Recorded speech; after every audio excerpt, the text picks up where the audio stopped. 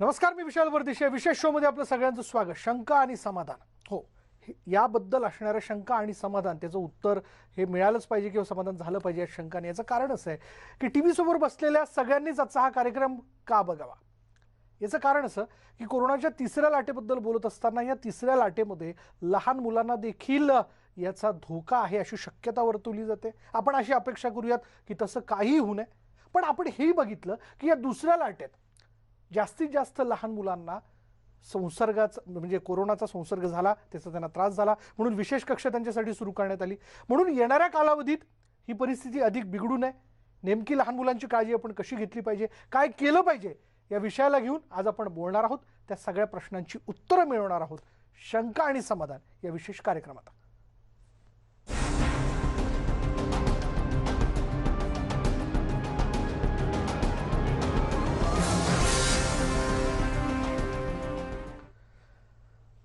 अर्थात मी जे प्रश्न उपस्थित केले त्या सगळ्या प्रश्नांची उत्तरं देण्यासाठी आज आपल्याबरोबर आहेत महाराष्ट्र टास्क फोर्सचे सदस्य डॉक्टर जितेंद्र गव्हाणे, जे स्वतः एक बालरोग तज्ज्ञ आहेत. ते नवी मुंबईच्या एका कॉलेजमध्ये बालरोगाचे प्रोफेसर देखील आहेत. ते नवी मुंबई IAPचे प्रेसिडेंट आहेत आणि या सगळ्या विषयाला घेऊन खरं तर आज ते आपल्याला मार्गदर्शन करणार आहेत. डॉक्टर, आपलं स्वागत. पालकांच्या मनातले प्रश्न आहेत आणि मी स्वतः एक पालक आहे.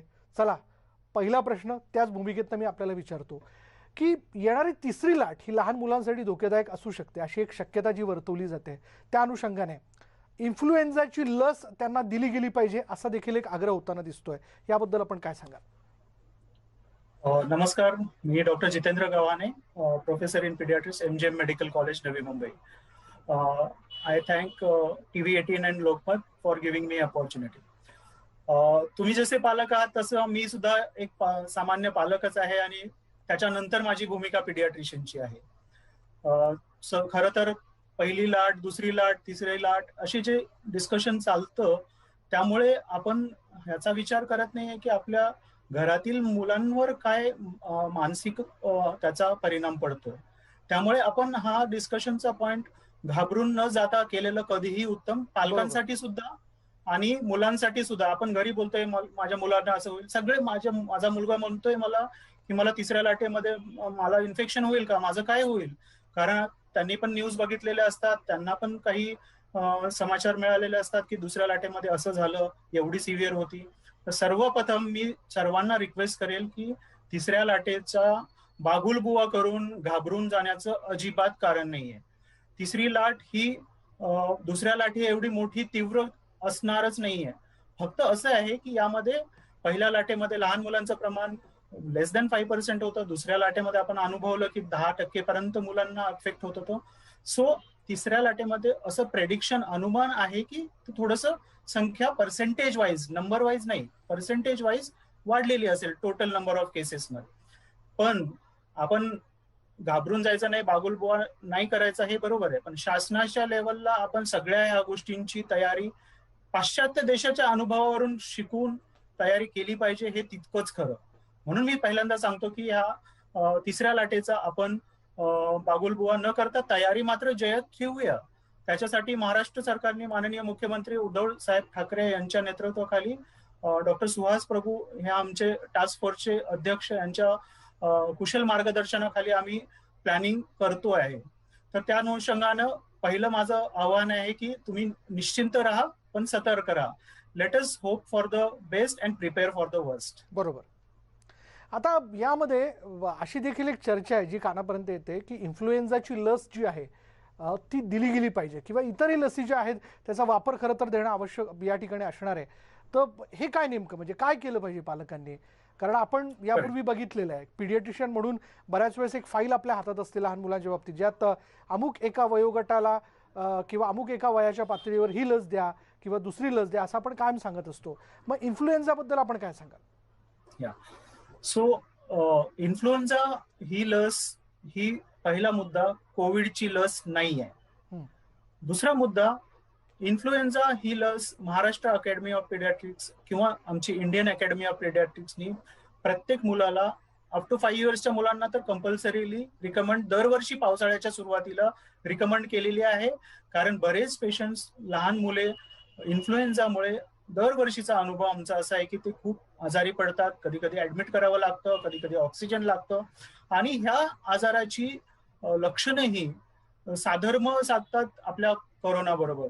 सर्दी, ताप, खोकलं, घसा येणं, पडसं, हीच लक्षणं इन्फ्लुएन्झाची पण आहेत. मग आपण जेव्हा इन्फ्लुएन्झा बद्दल सतर्क राहून इन्फ्लुएन्झाशी तो पण तेवढाच जीवघेणा आहे, त्याला आपण अवॉइड करतो, जी लस आपल्या हातात आहे त्याला प्रिव्हेंट करतो. तर सर्व पॅरेंट्सनी दरवर्षी कोरोना येऊ की न येऊ दरवर्षी आपण ही लस 5 वर्षापर्यंतच्या बालकांना इन्फ्लुएन्झाची लस पावसाळ्याच्या सुरुवातीला पावसाळ्याच्या तोंडाला द्यायलाच पाहिजे.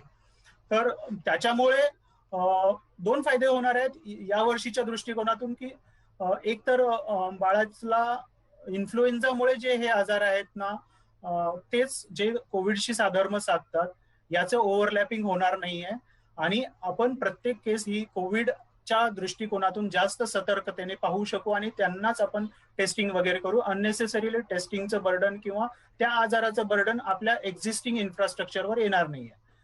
सो सर्व पॅरेंट्सनी इन्फ्लुएन्झाची लस याच वर्षी नाही तर प्रत्येक वर्षी अप टू 5 इयर्स घ्यायलाच हवी.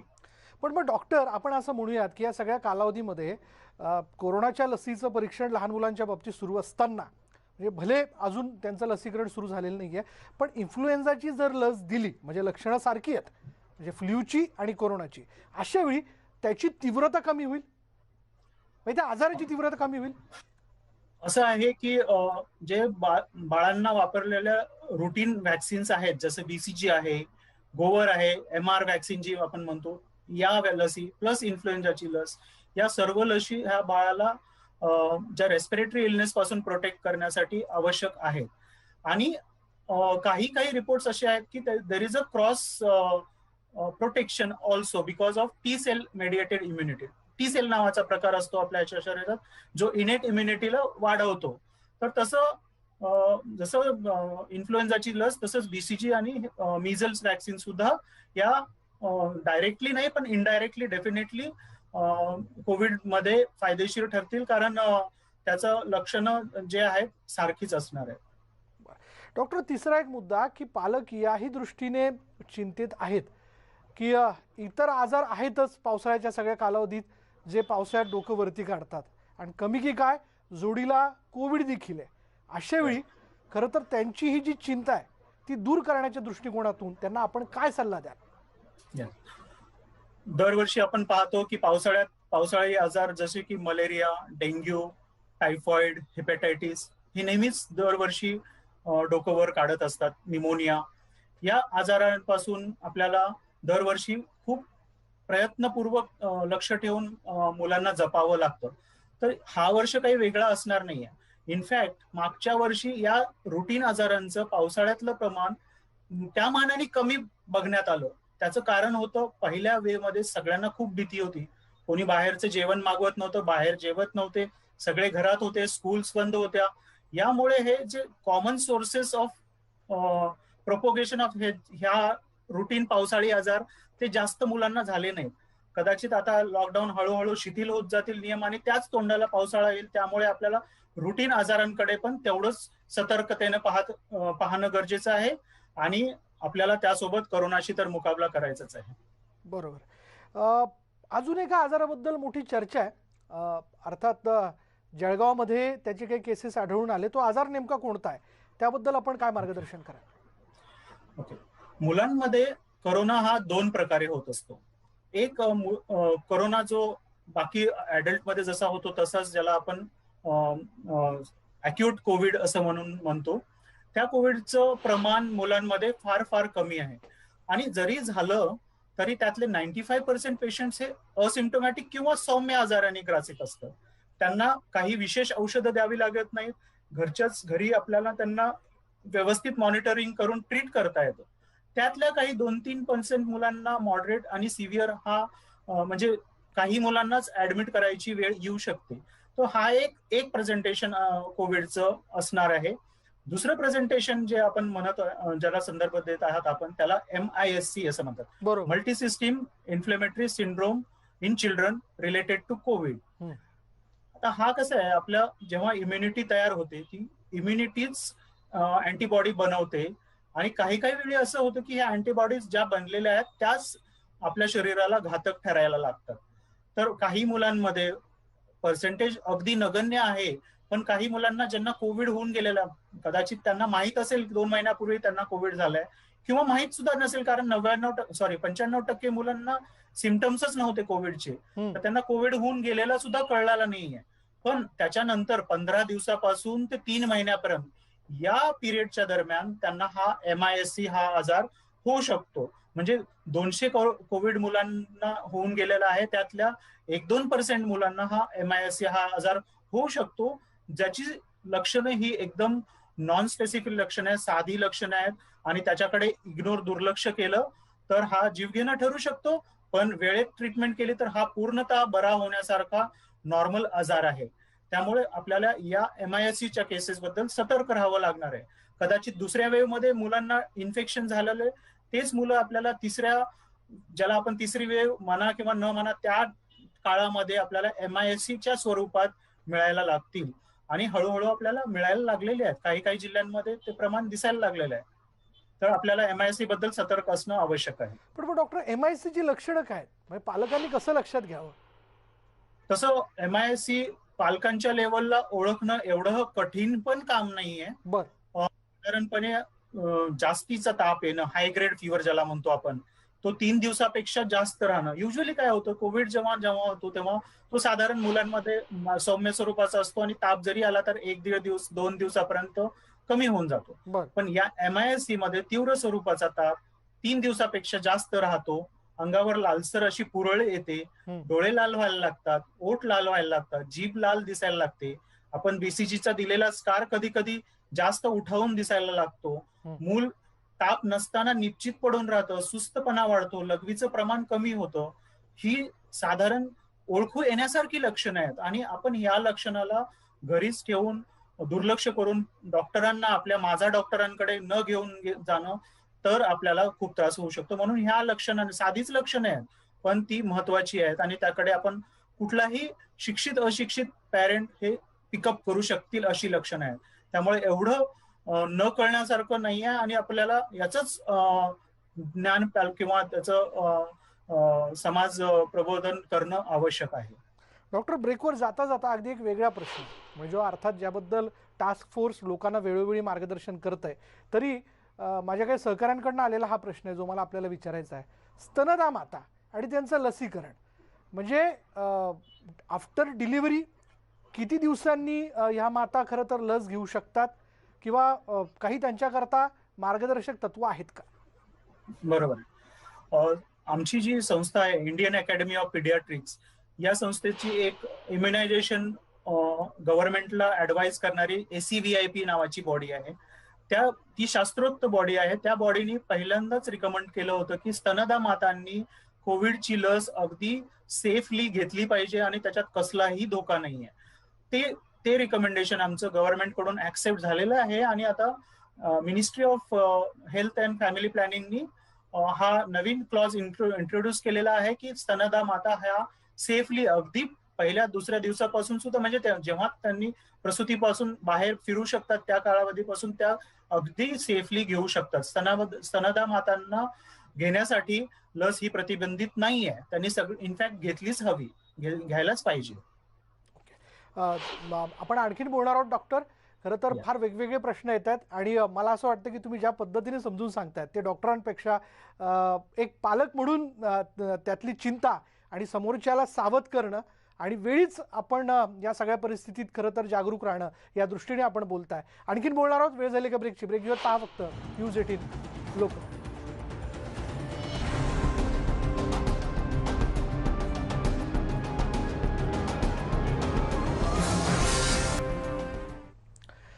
आणि ब्रेकनंतर पुन्हा एकदा आपल्या सगळ्यांचं स्वागत. ब्रेकनंतर परत एकदा मी जाणार आहे डॉक्टर हेमंत गव्हाणे यांच्याकडे, कारण डॉक्टर हेमंत गव्हाणे हे एक बालरोग तज्ज्ञ, शिवाय महाराष्ट्र टास्क फोर्सचे सदस्य देखील आहेत. कारण या सगळ्या कालावधीमध्ये पावसाळ्याच्या सगळ्या तोंडावरती लहान मुलांची आपण कशी काळजी घेतली पाहिजे, कोरोनाच्या संकटात आपण त्यांना कसं जपलं पाहिजे, याबद्दल आपण चर्चा करतोय. डॉक्टर, आणखीन एक पालकांच्या मनातला प्रश्न, लहान मुलांना म्युकरमायकोसिसचा धोका आहे का? चांगला प्रश्न आहे. जसं आपण बघितलं ऍडल्ट मध्ये सुद्धा म्युकरमायकोसिसचं प्रमाण, number of cases of corona जर बघितल्या तर तितकंसं नाही आहे, पण हा थोडासा डिफिकल्ट आणि जीवघेणा प्रकार आहे. त्यामुळे आपल्याला ऍडल्ट मध्ये जास्त अलर्ट राहून केसेस पिकअप करणं आणि त्यांची ट्रीटमेंट करणं हे चालू आहे. तर साहजिकच आहे की हा मुद्दा चिल्ड्रनच्या बाबतीत सुद्धा विचारला जाणार. तर असं आहे त्याचं उत्तर की अत्यल्प प्रमाण आहे म्युकरमायकोसिसचं, म्हणजे आजपर्यंत एखादी दुसरीच केस रिपोर्ट झालेली आहे. त्याचं पण निदान लवकर झाल्यामुळे मुलं बरं झालेली आहेत. तर म्युकरमायकोसिसचा धोका एवढा ऍडल्ट एवढा नसणार आहे. त्यामुळे त्यासाठी घाबरून जायची आत्ताच गरज नाहीये, कारण सिव्हिअर कोविड होणारी जी मुलं आहेत तीच मुळात कमी असणार आहेत. त्यामुळे आपल्याला म्युकरमायकोसिसची शक्यता तर फारच कमी असणार आहे.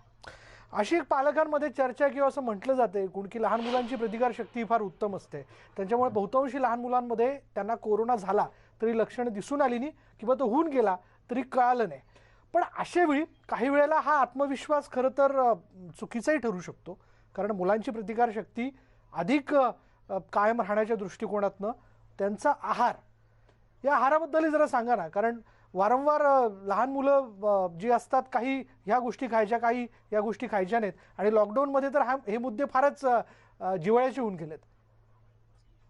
अगदी बरोबर आहे. लहान मुलांची प्रतिकारशक्ती ही डेफिनेटली ऍडल्ट पेक्षा किंवा रिकव्हरी सुद्धा ऍडल्ट पेक्षा डेफिनेटली चांगली असते, कारण लहान मुलांची फेजच ही ग्रोईंग फेज असते. एखादा आजार आहे त्यातून बाहेर पडण्याची आपली जी इच्छाशक्ती आहे ते लहान मुलांच्या बॉडीमध्ये प्रचंड चांगल्या प्रमाणात असते.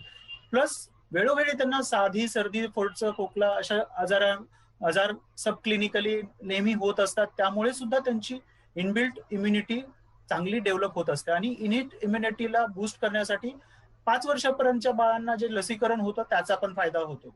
तर या सगळ्या गोष्टींबरोबरच जसं तुम्ही म्हणालात की काही मुले मागे पडतात, काही मुले कुपोषित राहतात, त्यांना मात्र आपल्याला धोका जाणव, किंवा काही मुले वजन वाढवून ओबेसिटीमध्ये जातात. माझ्यासाठी ओबेसिटी आणि कुपोषित ही दोन्ही मुलं चांगली नाही आहेत, त्यांना जास्त काळजीची गरज आहे. तर सकस आहार हा सगळ्यात महत्वाचा पॉइंट आहे. आणि आपल्याला माहिती आहे की मुलांना मागच्या कित्येक दिवसापासून घरातच कोंबून ठेवल्यामुळे बऱ्याचशा गोष्टी त्यांच्या मनासारख्या घडत नाही आहेत. आपण त्यांच्या मनातले पदार्थ बाहेर एखाद्या वेळेस पिझ्झा वगैरे मागवून देत नाही आहेत. या सगळ्या गोष्टींचा त्यांच्या जेवणावर परिणाम होतो. Either they are eating too much or they are not eating at all. तर आपण ह्याच्यासाठी बॅलन्स्ड लाईफ ठेवणं महत्वाचं आहे, सकस आहार देणं महत्वाचं आहे. उकडलेली अंडी, मोड आलेले कडधान्य याचा वापर म्हणजे प्रथिनांसाठी जर व्यवस्थित प्रमाणात संतुलितपणे केला तर खूप चांगलं होणार आहे. आणि सकस आहार घरचंच बनवलेलं आपल्या डेली डाएट मधलंच वेगळं काही न बनवता त्यांना जर बाहेरची ऑर्डर्स न करता जर आपण केला तर त्यांची इम्युनिटी ही प्रचंड प्रमाणात वाढणार आहे. तर एखाद्या वेळेस 2 महिन्यातनं एकदा वगैरे सहज आपण मागवून काही खाल्लं तर त्यात काही वावगं नाहीये, पण घरच्यातून जी इम्युनिटी मिळणार आहे ते कुठल्याच गोष्टीतून मिळणार नाही आहे. डेफिनेटली सकस आहाराचं महत्व खूप जास्त आहे. जाता जाता अगदी थोडक्यात आपल्या सगळ्या पालकांना आपल्याला शेवटचं अपील काय करायचं आहे शोमध्ये, आणि बहुतांशी घरातलेच काही मेंबर्स ज्यावेळेस आजारी पडतात पण त्यांना लहान मुलांना जवळ घेण्याचा मोह काय आवरत नाही. कारण ज्यावेळेस लहान मुलगा आपल्याकडे येतो तपासणी करता, त्याला सर्दी असली तर अर्थात पहिला प्रश्न तुमचा हाच असतो की घरात इतर कोणाला सर्दी झाली आहे का. त्यांना आपण एक हक्काचं सांगणं ज्याला आपण म्हणतो, मी तर म्हणेन प्रेमाचा दम काय द्याल. अगदी बरोबर आहे. मला काही मुद्दे पालकांना या बाबतीत सांगायचे आहेत. जेव्हा या दुसऱ्या वेव मध्ये असं ऑब्झर्व झालेलं आहे की पालकांना स्वतःला कोविड झाला, यंग पॅरेंट्स आहेत, 35शीतली आहेत, त्यांना कोविड झाला तर ते लगेच घाबरून सगळ्या मुलांना आपल्या ग्रँड पॅरेंट्सकडे गावी किंवा दुसऱ्या जिथे ग्रँड पॅरेंट्स किंवा त्यांच्या रूम मध्ये डांबून देतात आणि आपण एका ठिकाणी राहतात. ते अगदी असं करू नका. घरात जर आपले आजी आजोबा असतील तर त्यांच्याकडे या मुलांना पाठवून देऊ नका, कारण या मुलांकडून त्यांना होण्याचा जास्त संसर्गाचा धोका जास्त आहे आणि त्यांच्यात आलेला आजार हा तीव्र असणार आहे. त्यामुळे प्लीज आपण स्वतःला कोविड झाला तर आपली मुलं आजी आजोबांकडे पाठवून मोकळे होऊ नका. तुमच्याकडेच ठेवा मुलांना, पण काहीही हरकत नाही, आपण प्रिकॉशन्स घेऊ. त्यांना पण काही झालं तर आपण ऑब्झर्व ठेवू. मुलांना त्यांच्याकडे पाठवू नका. दुसरा मुद्दा आत्ताच आपण बोलल्याप्रमाणे सकस आहार द्या, भरपूर पाणी द्या प्यायला, आणि घरच्या घरी सूर्यनमस्कार, दंड बैठका असे घरेलू व्यायाम रेग्युलरली त्याची हॅबिट इन्कल्केट करा, मुलांमध्ये ती जागृत करा. आपले जे मागच्या 1.5 वर्षात राहिलेले वॅक्सिनेशन्स आहेत, जे पेंडिंग वॅक्सिनेशन्स आहेत, अर्जंटली पूर्ण करा. गर्दी करू नका, अपॉइंटमेंट घेऊन जा माझ्या डॉक्टरांकडे. आणि ते जे उरलेल्या लसी आहेत त्या डेफिनेटली तुम्ही या लॉकडाऊनच्या भीतीमुळे न करता त्या पर्टिक्युलर पिरियडमध्ये आपल्या सोशल डिस्टन्सिंग आणि कोविड अप्रोप्रिएट बिहेवियरचं पालन करून त्या लसीकरणाचं पूर्ण करा. महत्वाचं, avoid stressful discussions in presence of children. मुलांसमोर स्ट्रेसफुल डिस्कशन्स अजिबात करू नका. घरात प्रसन्न वातावरण ठेवा. मुलांना जास्तीत जास्त वेळ द्या. मुलांसोबत खेळा. जे घरचे व्यापार आहे, बुद्धिबळ आहे, अशी गेम्स खेळून त्यांचा मेंटल, आपण बघतोय मुलं बाहेरून येतोय, आपण असं झालं, माझ्या मित्राला असं झालं, असे डिस्कशन्स प्लीज मुलांसमोर करू नका.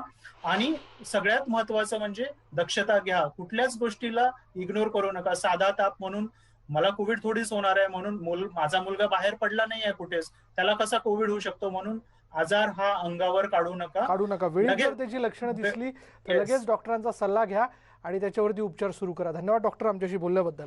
आम्हाला या कार्यक्रमाच्या माध्यमातून कोणालाही घाबरवायचं नाही आहे. आम्हाला तुम्हाला सावध करायचं आहे. म्हणजे आपण स्वतःची काळजी घेतोच आहे, पण घरातल्या लहानांची सुद्धा काळजी घेणं फार आवश्यक आहे, कारण पावसाळा तोंडावर आहे. आणि त्या दृष्टिकोनातनं त्यांचं लसीकरण असेल, त्यांचा आहार असेल, हा देखील जपायला हवा आणि लवकरात लवकर हे करून घ्यायला हवं. तर आपण सगळेच सुरक्षित राहू. म्हणजे कुटुंब सुरक्षित तर समाज सुरक्षित, आणि समाज सुरक्षित तर सगळेच सुरक्षित. यानंतर इथे थांबणार आहोत. पहा फक्त न्यूज 18 लोकमत.